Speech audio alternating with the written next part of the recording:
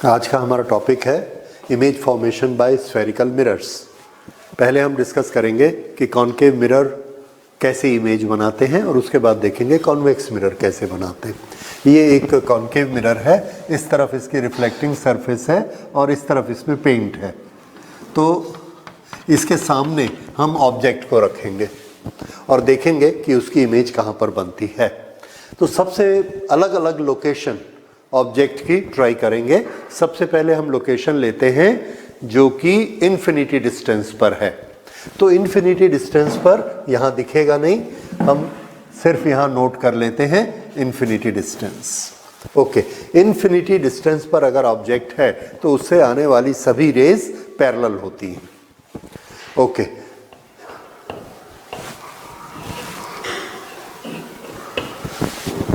तो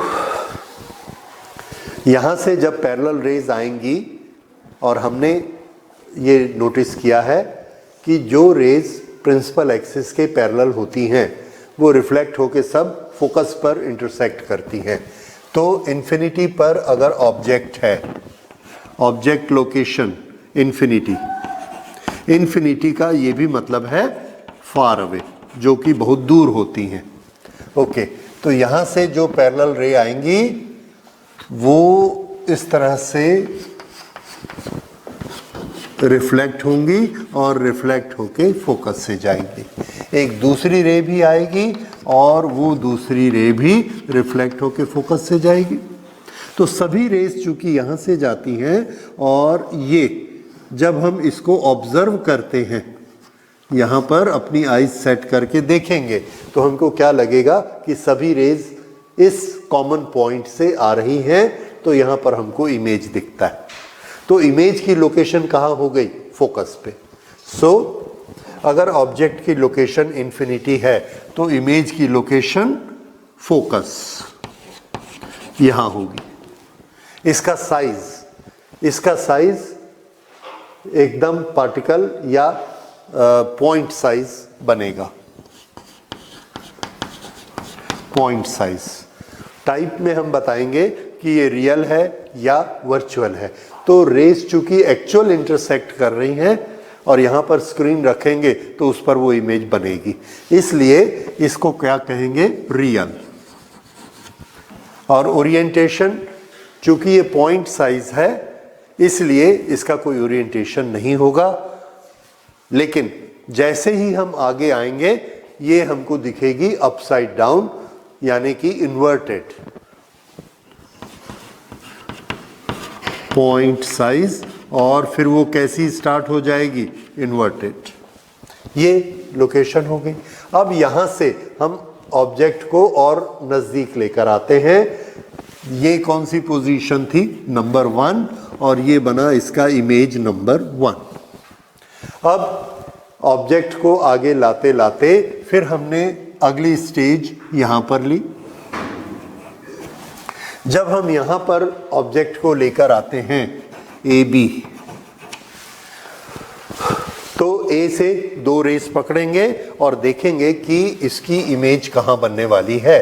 ए की image A dash,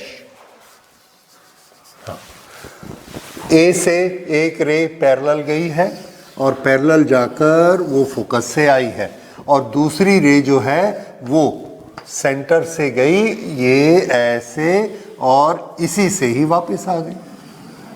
तो एक वापस आने वाली ये है और एक रिफ्लेक्ट होने वाली ये है। और अब जब हम इसको देखेंगे आइज लगाकर तो हमें क्या दिखता है कि ये दोनों इस कॉमन पॉइंट से आ रही हैं। तो यहाँ पर इमेज बनी किसकी? ए की। ए की इमेज यहाँ बनी, इसको हम लिखेंगे ए डैश। तो ये ए की इमेज है। बी की इमेज हमेशा कहाँ बनती है? बी प्रिंसिपल एक्सिस पर रखा है तो इसकी इमेज हमेशा बी पर बनेगी। और हमें कैसे मिलेगी? यहाँ से परपेंडिकुलर ड्रॉ करेंगे ये। तो ए डैश और ये बी डैश। ए डैश बी डैश हमें इमेज मिली ए बी की। कहाँ पर है इसकी लोकेशन? तो ये फोकस है और ये सेंटर ऑफ कर्वेचर है इसके बीच में। तो अब शुरू करते हैं यहाँ इसको फिलअप करना। ऑब्जेक्ट लोकेशन हमने कहाँ पर ली है? इसको हम कहेंगे beyond centre of curvature. Beyond मतलब इससे और ज्यादा दूर, बियॉन्ड सी। तो इमेज की लोकेशन कहां है? Between C and F, between C and F, ये इसकी लोकेशन है। साइज, इसका कुछ साइज है लेकिन इससे ये वाला साइज छोटा है, तो छोटे साइज के लिए हम यूज करेंगे डिमिनिश्ड।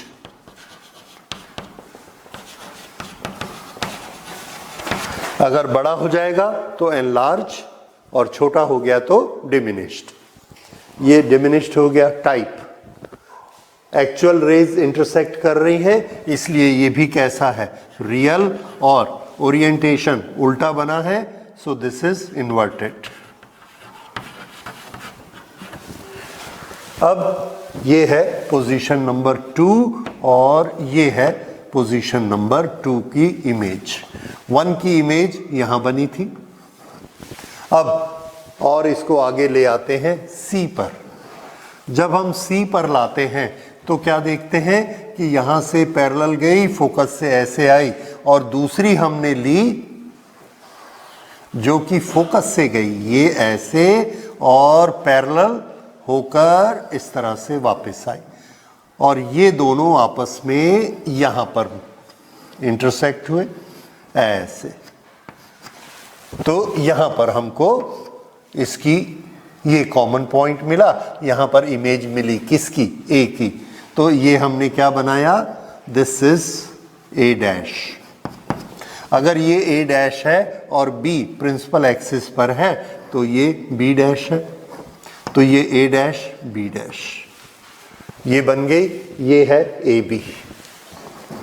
ए बी को हम यहां ले आए थे, तो ए से एक रे गई, फोकस से आई, दूसरी रे फोकस से गई, पैरेलल हो गई, और दोनों यहां पर मिली, तो इस ए बी का ये ए डैश बी डैश बना। और इसकी जब हम क्वालिटी देखते हैं तो हमें क्या दिखता है कि दोनों का साइज इक्वल है। ज्योमेट्रिकली हम प्रूव कर सकते हैं कि ये दोनों का साइज इक्वल है और लोकेशन सेम है। तो इसको अब यहां पर लिखते हैं नंबर 3। ऑब्जेक्ट कहां रखा है हमने? At C, centre of curvature.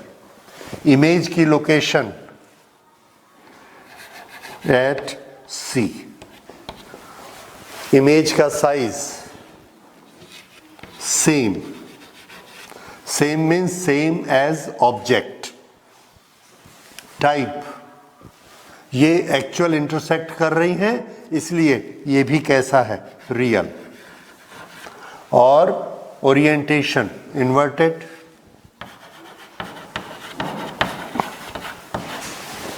उल्टा बना। अब इसके बाद ऑब्जेक्ट को और आगे करते हैं और ऑब्जेक्ट को हम यहां ले आते हैं। ये कौन सी लोकेशन है? Anywhere between centre of curvature and focus. अब यहां पर देखिए इसका रे डायग्राम किस तरह से होगा। तो इसके रे डायग्राम के लिए फिर से हम 2 रेज लेते हैं। ओके,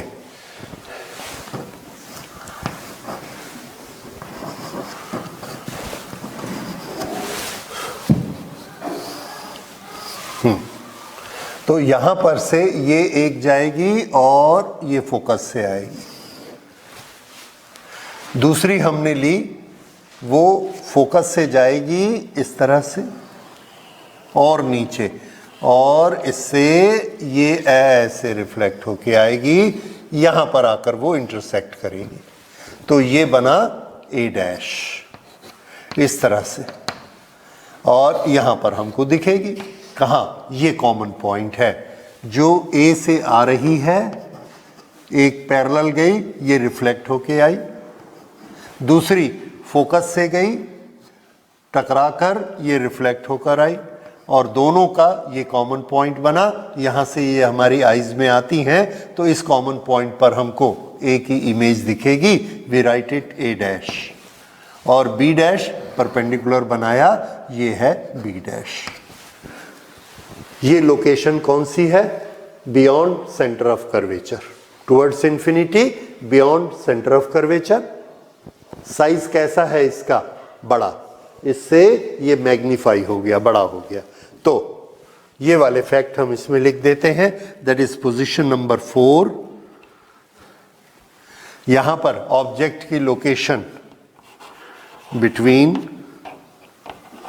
C एंड F, यहां पर ऑब्जेक्ट है तो इसकी इमेज कहां बनी है? Beyond C, beyond C। Size ये बड़ा हो गया है और बड़े के लिए क्या यूज करना है? मैग्नीफाइड। ये उल्टी है इसलिए इसको क्या कहेंगे? रियल। और ओरिएंटेशन उल्टा बना है तो इन्वर्टेड। ये रेज एक्चुअल आपस में कटी है, एक्चुअल इंटरसेक्शन है, इसलिए रियल। डाउनवर्ड है, इन्वर्टेड। Okay, next. और इसको आगे ले जाकर हमने फोकस पे खड़ा कर दिया। जब हम फोकस पे खड़ा करते हैं तो फोकस पर जो भी ऑब्जेक्ट होता है उससे जाने वाली रेज पैरेलल हो जाती हैं। तो इससे जो रेज जाएंगी वो सब रेज टकराने के बाद पैरेलल हो जाएंगी। और यहाँ पर हमको इमेज कहाँ मिलेगी? पैरेलल तो कहीं नहीं मिलेगा, कहाँ चला जाएगा? इन्फिनिटी पर।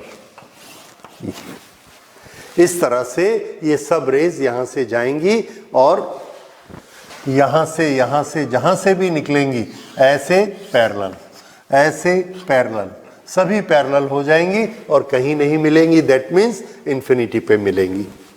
तो ये location, that is number 5, object location at focus, image location at infinity, size very very large, undefined, very large,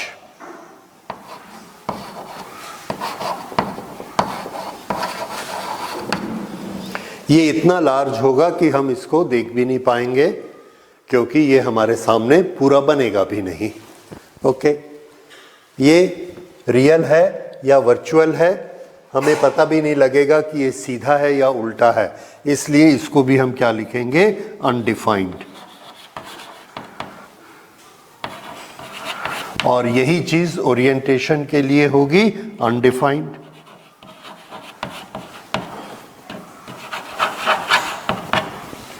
okay, तो ये है, अगर हम इसको फोकस पर रखते हैं तो ये ब्लर्ड हो जाएगा, हमको कुछ भी नहीं दिखेगा, एंड एवरीथिंग इज अनडिफाइंड। अब नंबर 6, बिटवीन फोकस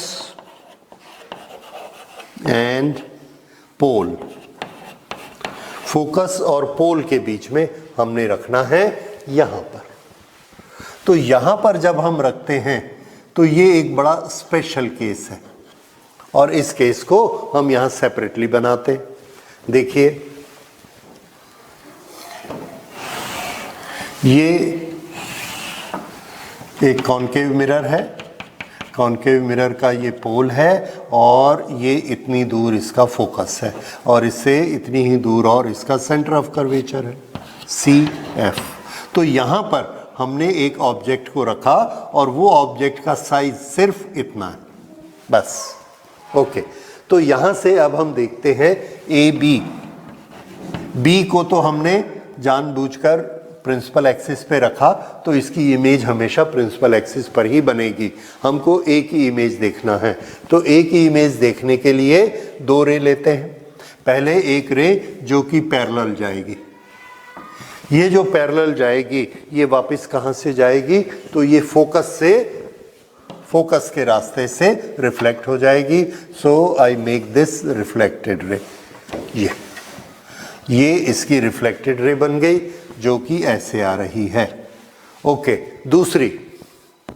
दूसरी हम वो रे लेते हैं जो कि सेंटर ऑफ कर्वेचर और ए इसकी डायरेक्शन से जा रही है, यानी रेडियस की डायरेक्शन से जा रही है, वही नॉर्मल होता है और उसकी रे हमेशा कहाँ लौटती है, उसी डायरेक्शन में वापस आती है।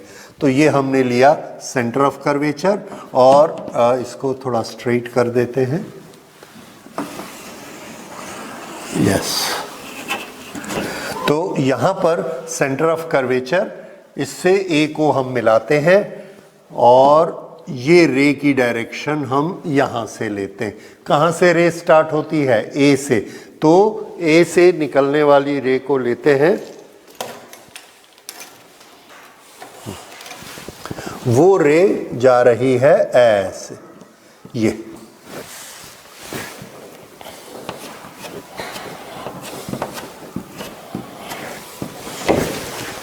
ए से निकलती है। तो ये रे नहीं है, ये सिर्फ डायरेक्शन का गाइडेंस है कि इसकी डायरेक्शन जो रे की है किधर से आती हुई लगती है, सी से जाती हुई लगती है। तो ये वापस भी किधर आएगी? तो आंसर है ये वापस भी आएगी इसी डायरेक्शन में, क्योंकि ये नॉर्मल होता है। तो ये इस डायरेक्शन में वापस आ गई और ये, हाँ, जो रिफ्लेक्टेड रे है उसको हमने बनाया वो इस तरह से।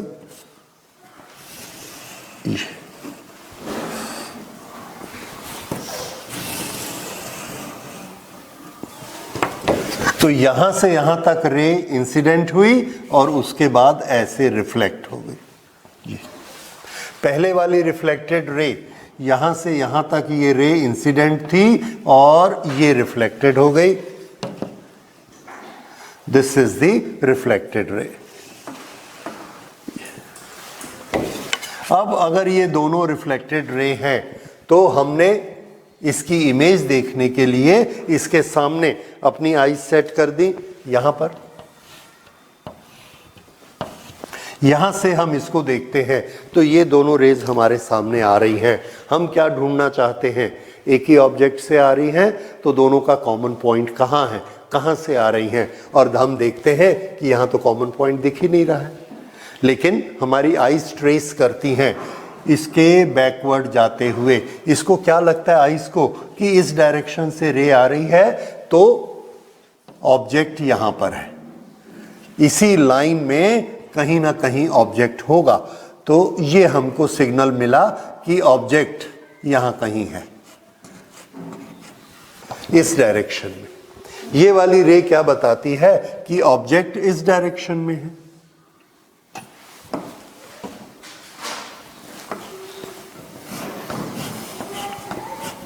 तो हमारी आईज में जो दो रेज आती है ए से निकल के, एक इस डायरेक्शन से आई, दूसरी इस डायरेक्शन से आई, तो हमें क्या लगता है कि ऑब्जेक्ट इन्हीं पर ही कहीं रखा है।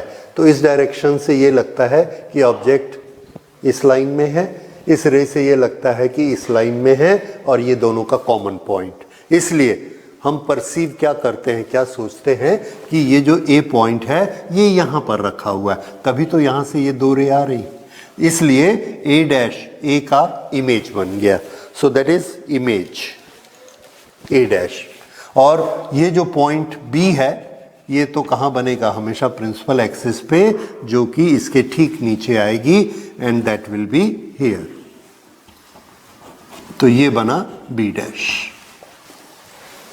ये इस तरह से बनेगा। ऑब्जेक्ट कहाँ रखा है हमने? ये फोकस है और ये पोल है। फोकस और पोल के बीच कहीं भी, यहाँ यहाँ यहाँ यहाँ, उसके अनुसार इसका साइज बनेगा, लेकिन बनेगा इस तरफ। अब इसकी प्रॉपर्टीज देखते जाइए। फोकस एंड पोल इसके बीच में रखा है। यहाँ पर अगर रखते हैं तो इमेज की लोकेशन कहाँ है? तो आंसर है इमेज की location on other side of the mirror. तो इसको हम लिखते हैं on other side of mirror.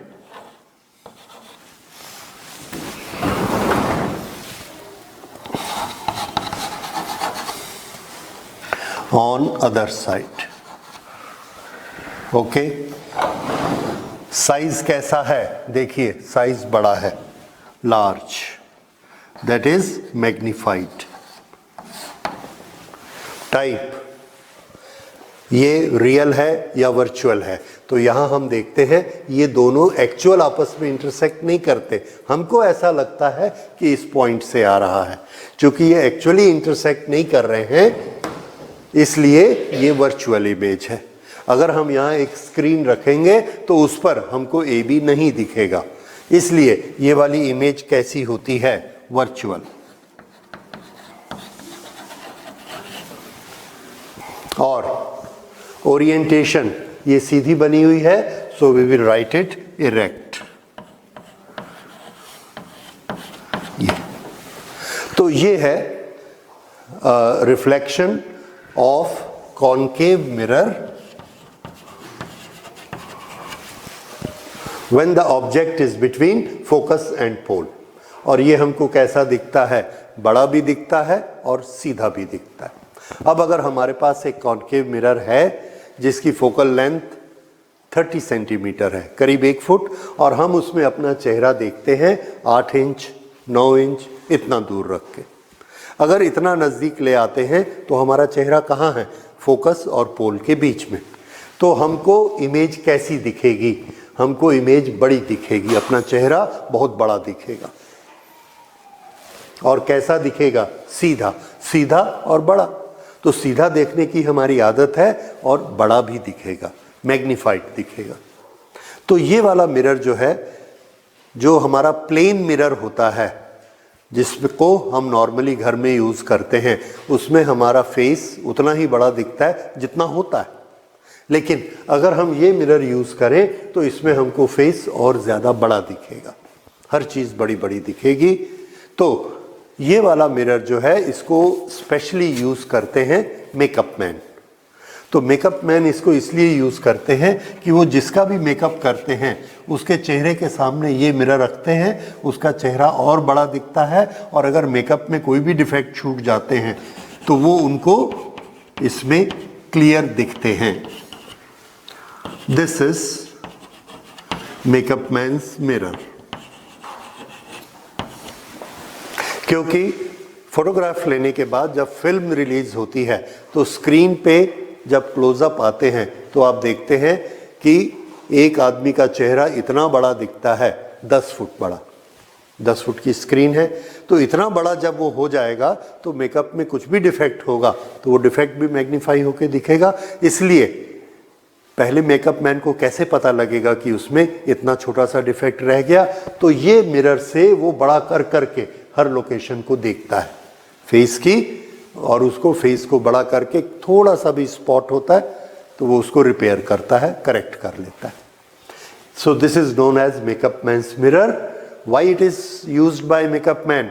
Because it shows magnified image and erect image, सीधा दिखता है और बड़ा दिखता है, इसलिए इसको मेकअप मैन यूज करते हैं। और लोकेशन क्या चाहिए ऑब्जेक्ट की, बिटवीन फोकस एंड पोल। अब इसके बाद ये सारी पोजीशन हो गई। तो इस तरह से आप देख रहे हैं कि जो पोजीशन सेंटर की है, ये यहां पर ऑब्जेक्ट और इमेज एक ही लोकेशन पर बनते हैं। दिस इज 1 2 3 3, ये 4 है और इसकी इमेज यहाँ पर है 4, और ये 5 है, इसकी इमेज यहाँ पर है 5, और वो 6 है तो इसकी इमेज और उधर से दूर आकर इधर आ गई 6। ये लोकेशन आपको याद होनी चाहिए। और आप देखिए जैसे जैसे हम मिरर की तरफ जा रहे हैं, यहाँ पर इन्फिनिटी में थे तो यहाँ पर थी, यहाँ पर जब हम थे तो पीछे थी, एनीवे इन्फिनिटी पर जब थे तो फोकस पर थी। ऑब्जेक्ट आगे जा रहा है, उसकी इमेज पीछे आ रही है, दोनों मिलते कहाँ पर हैं, सेंटर पे। उसके बाद इमेज पीछे, ऑब्जेक्ट आगे जा रहा है, इमेज पीछे जा रही। पहले ऑब्जेक्ट से इमेज छोटा होता है, फिर ये बड़ा होते होते होते जब ऑब्जेक्ट सेंटर ऑफ कर्वेचर पे आता है तो दोनों का साइज इक्वल हो जाता है। उसके बाद जब ऑब्जेक्ट और आगे जाएगा तो इमेज का साइज और बड़ा होता चला जाएगा, और फाइनली जब ऑब्जेक्ट फोकस पे हो जाएगा तो इतना बड़ा हो जाएगा कि ये अनडिफाइंड हो जाएगा। This is undefined. So large. और अगर इसके भी आगे चला गया तब तो ये इनवर्ट से ऐसा हो जाएगा और रियल से ये वर्चुअल हो जाएगा। ये सारी सीक्वेंस ये आपको याद करनी है। इसके बाद ये इतनी सारी इमेजेस होती हैं when we are using concave mirror, but when we use convex mirror तब क्या सिचुएशन होती है उसको देखते हैं। Here we have a convex mirror. Convex mirror इस तरफ से पेंटेड या पेंटेड रहेगा और ये उसकी रिफ्लेक्टिंग सरफेस इस तरफ है। ओके, इसका सेंटर ऑफ कर्वेचर कहीं पे होगा, किस तरफ? हमेशा गोले के अंदर, यहां पर। तो ये इसका सेंटर ऑफ कर्वेचर यहां पर है। तो अगर यहां इसका सेंटर ऑफ कर्वेचर है तो इसका हाफ यहां पर फोकस। अब principal axis, centre of curvature और पोल, इसको मिलाकर हम इसको एक्सटेंड कर देते हैं। ये ऐसे।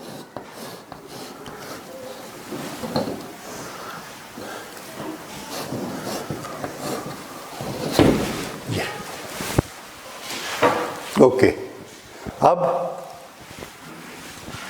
ये वाली रिफ्लेक्टिंग सरफेस है तो ऑब्जेक्ट हमको इधर ही रखना है और हमको ऑब्जर्व भी इधर से ही करना है। ऐसे मिरर रखा हुआ है हमने और इधर रिफ्लेक्टिंग सरफेस है तो इसको अपनी तरफ रखेंगे।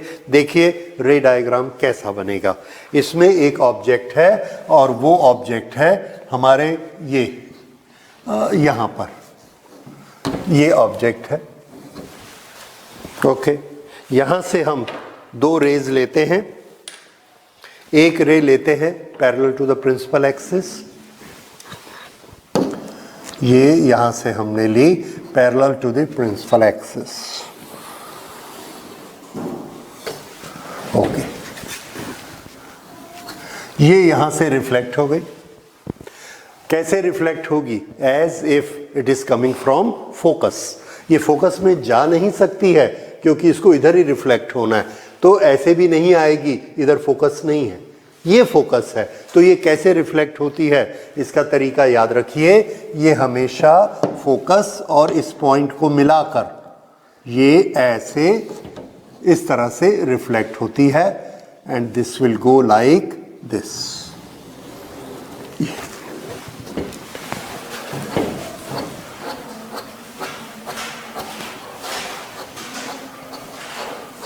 तो ये रे इधर से आई, यहां टकराई और टकराकर यहां से ऐसे वापस चली गई। ये इस रे का पाथ है।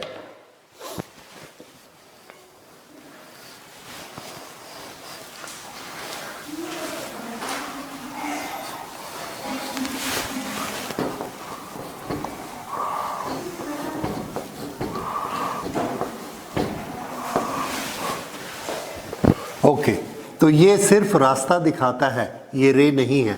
रे यहां गई, यहां टकराई, टकरा के वापस चली गई। ये दूसरी रे हम लेते हैं सेंटर ऑफ कर्वेचर की डायरेक्शन में, क्योंकि वो कैसी होगी? Normal to the mirror. ये हमने यहां से लिया, ये सेंटर ऑफ कर्वेचर है, इसकी डायरेक्शन में उस रे को लेते हैं।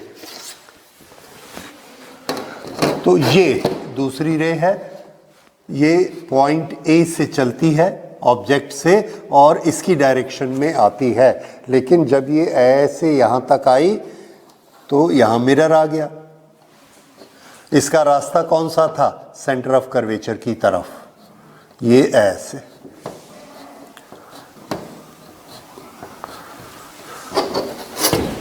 लेकिन वो वहां पहुंची नहीं। ओके, रिफ्लेक्ट हो गई इस सरफेस से, तो ये इसका आने का रास्ता है इंसिडेंट, और यहीं से वो रिफ्लेक्ट हो गई, तो ये इसकी रिफ्लेक्टेड रे ये है। अब ए से ये दो रे गई है और आई कौन सी है रिफ्लेक्ट होके? ये एक रे रिफ्लेक्ट होके आई, ये दूसरी रे रिफ्लेक्ट होके आई। तो हम जब इमेज देखेंगे तो हमको इमेज कहाँ दिखेगी? यहाँ पर हमने अपनी आईज सेट की, ओके। यहाँ जब आईज सेट करते हैं तो हमको क्या दिखता है? एक रे ये आ रही है और एक रे ये आ रही है। तो हमारी आईज की ट्रेनिंग क्या है? बैक ट्रैक करके कॉमन पॉइंट ढूंढो। तो आईज ने ढूंढा कि ये यहाँ कहीं है इमेज, ये यहाँ कहीं है, और ये मिला कॉमन पॉइंट। तो कॉमन पॉइंट पर आईज को क्या लगता है कि यहाँ पर ये पॉइंट है ए। तो ए से जाने वाली रेज आईज को यहाँ से आती हुई दिखती हैं, इस डायरेक्शन से आती हुई दिखती हैं। तो ये परसेप्शन होता है हमको कि यहाँ पर ए रखा है, इसलिए ए डैश जो है वो ए का इमेज। तो ए का इमेज यहाँ बना ए डैश पे। अब बी का image, same principal, on the principal axis perpendicular to principal axis. तो यहाँ से हमने ये बनाया, ये क्या मिला? B dash. तो ये रहा ए डैश, ये रहा बी डैश, और A dash B dash is the image of A B. इस तरह से इसकी इमेज बनानी है, ओके। तो अब इसके बारे में देखिए, कहाँ बनी? ऑब्जेक्ट हमने कहाँ रखा? हम इसको यहाँ रखते, यहाँ रखते, यहाँ रखते या यहाँ रखते, हार्डली मैटर्स। देखिए ये इस डायरेक्शन में जा रही है। अगर हम इसको ऑब्जेक्ट को यहाँ पर रखते,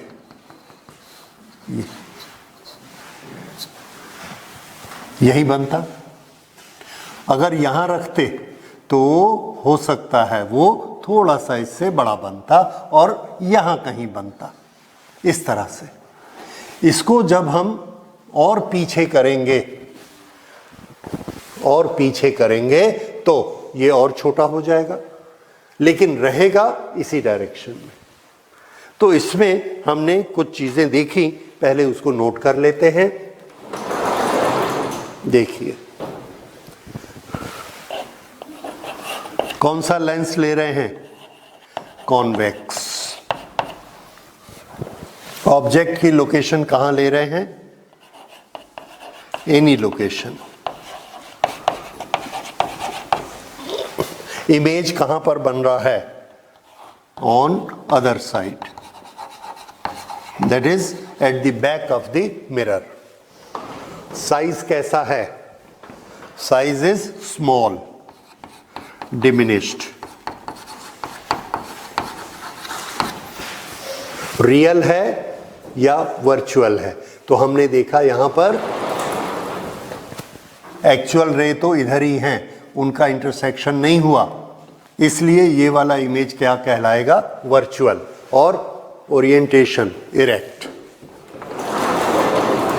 सो this is virtual and erect.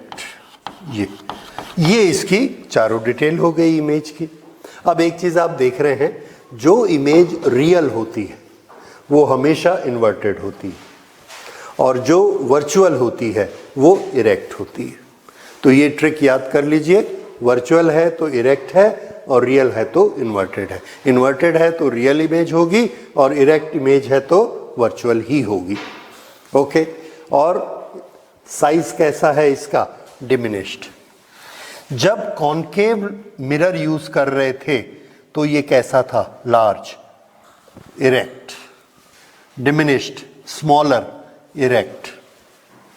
अब इससे हमको एक चीज पता लगी, अगर हमको दो मिरर हमारे सामने हैं, एक कॉनकेव और एक कॉन्वेक्स, और हमको हाथ लगाना मना है, हमको बताना है कौन सा कॉनकेव है कौन सा कॉन्वेक्स है, तो हम दोनों के नज़दीक ले जाके अपना चेहरा देखेंगे।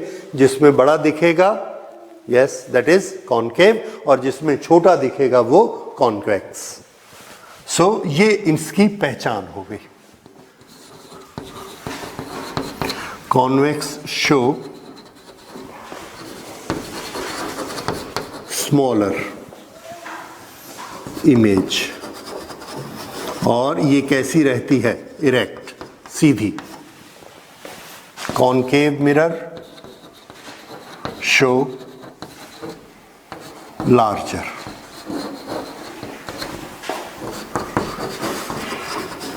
ये दोनों की ऑप्टिकल प्रॉपर्टी होती है। अच्छा, अब और ऑप्टिकल प्रॉपर्टी देखिए। ये कॉन्वेक्स मिरर है, ये उसकी प्रिंसिपल एक्सिस है। इस पर जो पैरेलल रेज आएंगी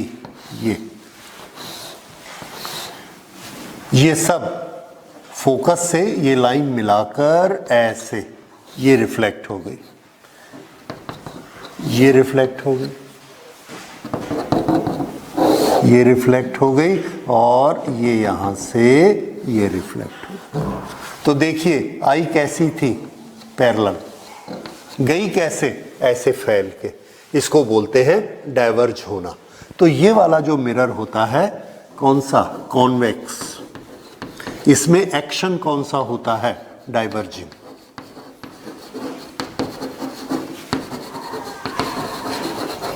ठीक इसके उल्टा ये मिरर लीजिए, इस मिरर में ये रे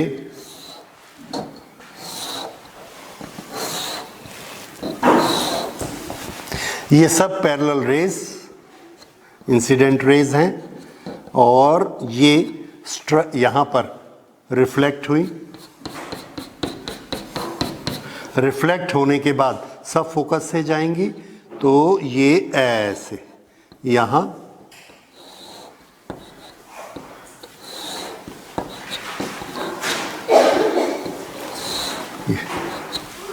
ये सब एक पॉइंट की तरफ आ रही हैं, इसको बोलते हैं कन्वर्ज होना। तो ये वाला मिरर क्या कहलाता है, कन्वर्जिंग मिरर।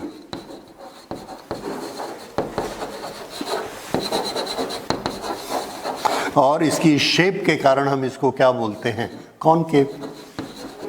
सो कॉनकेव मिरर की ऑप्टिकल प्रॉपर्टी क्या है, कन्वर्जिंग मिरर है। कॉन्वेक्स की ऑप्टिकल प्रॉपर्टी क्या है, ये डाइवर्जिंग मिरर है। ये फैलाता है और ये छोटा कर देता है। ओके, अब फिर से यहां पर आते हैं। हम जब इसके सामने से इसको देखते हैं तो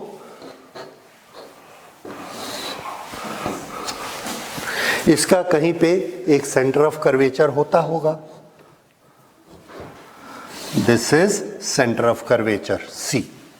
इस सेंटर ऑफ कर्वेचर से यहां से जो भी रे इसकी डायरेक्शन में आएंगी वो उसी में वापस चली जाएंगी, जैसे कि ये रे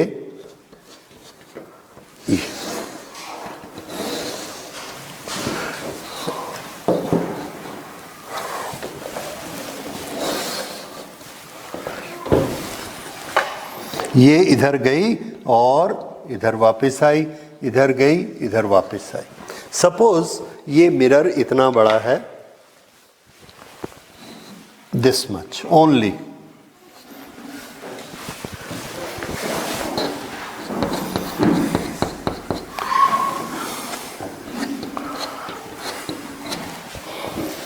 तो आप देखिए अगर यहां पर इतना बड़ा ऑब्जेक्ट रखा है तो इसकी इमेज हमको यहां पर मिलने वाली है, या तो यहां मिलेगी या यहां मिलेगी या यहां मिलेगी। ओके, ये प्रिंसिपल एक्सिस है।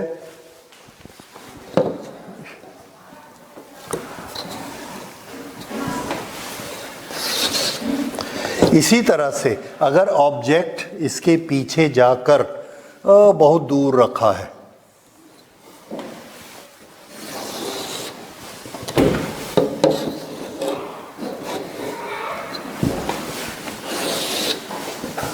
यहां पर इतना बड़ा इमेज है, ये इतना बड़ा इमेज इतनी दूर है, तो ये रे ऐसे गई वापस आई, ये रे ऐसे गई वापस आई। इतनी बड़ी इमेज को यहां दिखाएंगे तो ये जो एंगल आप देख रहे हैं, ये एंगल बन रहा है।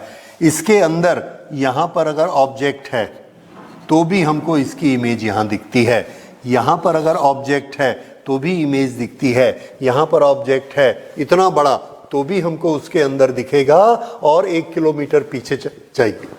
अगर आप 1 किलोमीटर पीछे ऑब्जेक्ट रखेंगे तो बहुत बड़ा ऑब्जेक्ट भी हमको इसके अंदर दिखेगा। कहाँ तक? इन्फिनिटी तक। तो ये जो है इसको हम कहते हैं इसका field of view. Field of view. हमने अपनी आंख यहां कहीं सेट की है, इधर हम इसको ऐसे देख रहे हैं, तो हमारे पीछे की जितनी चीजें हैं सब की सब हमको यहां दिखती। जो इन्फिनिटी पे है वो यहां दिखेगी, जो मिरर के पास है वो यहां दिखेगी। जैसे जैसे यहां से एक ऑब्जेक्ट ऐसे मूव कर रहा है, उसका इमेज यहां से ऐसे मूव कर रहा है। ये चीज याद रखिएगा। ऑब्जेक्ट ऐसे मूव कर रहा है, इमेज ऐसे मूव कर रहा है, यहां आकर फिर दोनों मिल जाएंगे।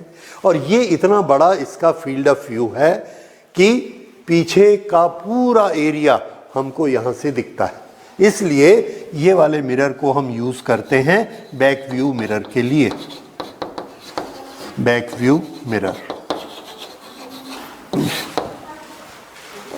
तो ये बैक व्यू मिरर के लिए यूज किया जाता है because it's field of range is very very large. So this is all about image formation. अब इमेज फॉर्मेशन के बाद एक छोटी सी चीज और बचती है। अगर एक ऑब्जेक्ट यहां से मूव कर रहा है तो उसकी इमेज भी मूव कर रही है। इसमें एक ऑब्जेक्ट ऐसा मूव कर रहा है तो इसकी इमेज भी मूव कर रही है। देखिए, एक ऑब्जेक्ट यहां से ऐसे मूव करता है तो इसकी इमेज भी इधर मूव करेगी। तो हम ये देखते हैं कि इसकी कुछ वेलोसिटी है, लेकिन ये वेलोसिटी ज्यादा है, इसकी वेलोसिटी कम है। दूसरी चीज, जब ये यहां से यहां इतना दूर डिस्टेंस कवर करता है तो जब ये यहां था इसकी इमेज यहां थी। जब ये इतना दूर यहां पहुंचता है यहां पर, तो इसकी इमेज यहां से चल के यहां पहुंचती है। यानी जिस टाइम में ये इतना डिस्टेंस ट्रेवल करता है उस टाइम में ये इतना डिस्टेंस ट्रेवल करता है, तो इसकी स्पीड ज्यादा, इसकी स्पीड कम। लेकिन जैसे ही ऑब्जेक्ट सेंटर को क्रॉस करेगा तो ये यहां से 3 से 4 तक ऐसे पहुंचा है और ये 3 से 4 तक इतनी ज्यादा दूर पहुंचा। तो जब ऑब्जेक्ट सेंटर के इस तरफ चलना शुरू करेगा तो इसकी स्पीड ज्यादा फास्ट हो जाएगी। सेंटर से फोकस गया तो ये सेंटर से इंफिनिटी तक चला गया। इस तरह से दोनों की स्पीड में डिफरेंस होता है। और ये स्पीड किस पर डिपेंड करती है? इसकी लोकेशन पर डिपेंड करती। तो इस तरह से लोकेशन के कारण स्पीड अलग अलग होगी। और इसमें हमारे बड़े टिपिकल न्यूमेरिकल्स आते हैं कि किसी एक पर्टिकुलर लोकेशन पर अगर ऑब्जेक्ट की स्पीड कुछ है तो इसकी इमेज की स्पीड कितनी है, ये हमको कैलकुलेट करने को कहा जाता है। और कभी कभी ये भी कहा जाता है कि इनकी रिलेटिव स्पीड कितनी है। तो ये वाले न्यूमेरिकल, स्पीड वाले न्यूमेरिकल हम लोग अगले लेक्चर में करेंगे। Thank you.